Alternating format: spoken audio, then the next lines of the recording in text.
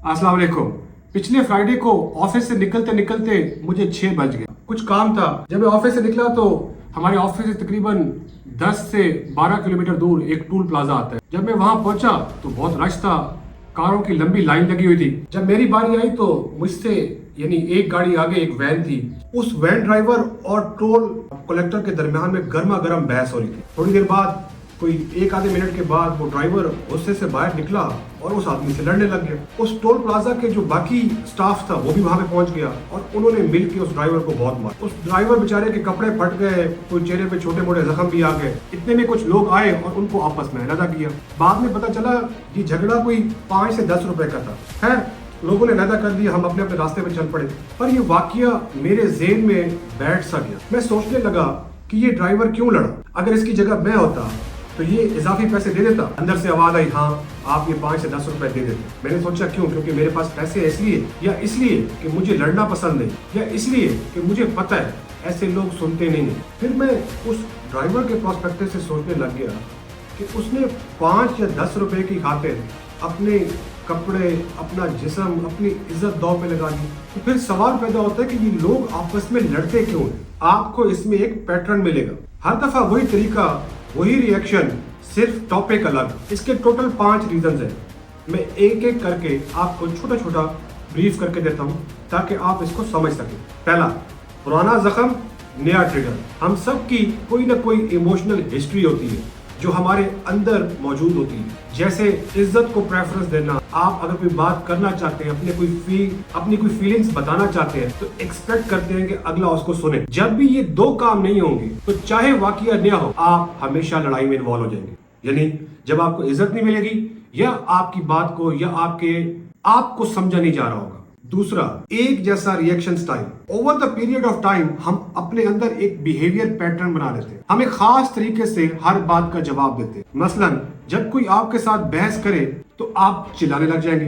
अगर आप खुद नहीं करते तो आपने किसी न किसी को देखा होगा कि जब भी उनकी मर्जी के खिलाफ बात हो तो वो शाउट करके जवाब देते हैं। और आपने ये भी ऑब्जर्व किया होगा या तो अपने अंदर या अपने इर्द गिर्द कि जब भी उनके दरमियान लड़ाई होगी, 2 लोगों के दरमियान इख्तलाफ होगा, तो उनमें से एक बिल्कुल चुप कर जाएगा, हर चीज को शट डाउन कर देगा, कम्युनिकेशन शट डाउन कर देगा, कोई रिएक्शन नहीं देगा, अलहदा हो जाएगा। और कोई सार्कास्टिक हो जाता है, तंज करता है, ताने देता है, कोसता है। ज्यादातर औरतों में आपने ये रुझान देखा होगा। और ये रिएक्शन हर दफा रिपीट होगा। लड़ाई नहीं होगी, रिएक्शन सेम होगा, क्योंकि over the period of time लोगों ने अपना बिहेवियर ऐसा डेवलप कर लिया होता है कि जब भी इस तरह की अनकंफर्टेबल सिचुएशन आती है तो वो उसमें यही रिएक्शन देंगे। और इन दोनों की, ये जो मैंने दोनों ऊपर वजूहात बताई हैं कि रीजन होती है ये तीसरी वजह, जिसे हम इमोशनल मेमोरी लूप कह सकते हैं। अब ये क्या है?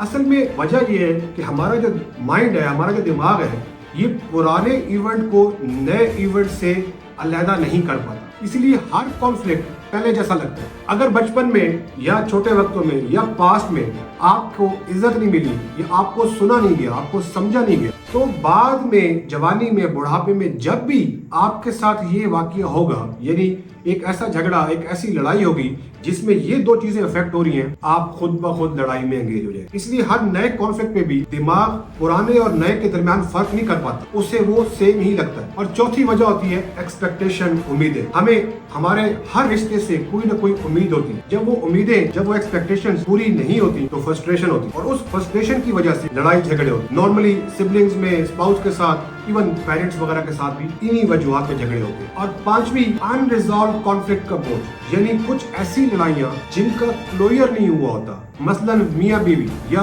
कुछ पुराने दोस्त, इनके दरमियान जब भी कोई इख्तलाफ हुआ होता है, कोई लड़ाई हुई होती है, तो उसका एक प्रॉपर क्लोजर नहीं हुआ होता। उस क्लोजर न होने की वजह से जब भी नया इख्तलाफ आता है तो पुराने वाला भी साथ में आता है, सूद समेत। अगर पहले वाला मसला सॉल्व नहीं हुआ तो वो खत्म नहीं होता, बल्कि वो अंदर ही अंदर पलता रहता है। और जब भी नई लड़ाई होती है, जो जितनी मर्जी छोटी हो, लेकिन चूंकि पहले ही मसला पल रहा था, तो वो लड़ाई उसको ट्रिगर करती है। वो सिर्फ तीली दिखाने की जरूरत होती है, वो खुद ब खुद ब्लास्ट हो जाता है। ये वाला मसला ज्यादातर क्लोज लोगों के दरमियान में होता है, जो एक दूसरे के साथ ज्यादा क्लोज होते हैं या ज्यादा अरसे से एक दूसरे के साथ होते हैं। ये इन 5 चीजों का साइकिल जो मैंने आपसे जिक्र किया है, ये इन 5 चीजों का साइकिल है। और जब तक इस साइकिल को आप नहीं तोड़ पाएंगे, आप दोबारा जब भी लड़ाई में जाएंगे, इन 5 में से ही कोई चीज आपके इमोशंस को ट्रिगर करेगी। और वो ड्राइवर की हालत तो आपने देखी ली। तो अगर मैं इसको शॉर्ट करूं तो हमारे दिमाग में कुछ एपिसोड्स बैठ जाते हैं और हर लड़ाई में वही एपिसोड दोबारा रिपीट होते हैं। अगर आप इस साइकिल को तोड़ना चाहते हैं तो आपको सबसे पहले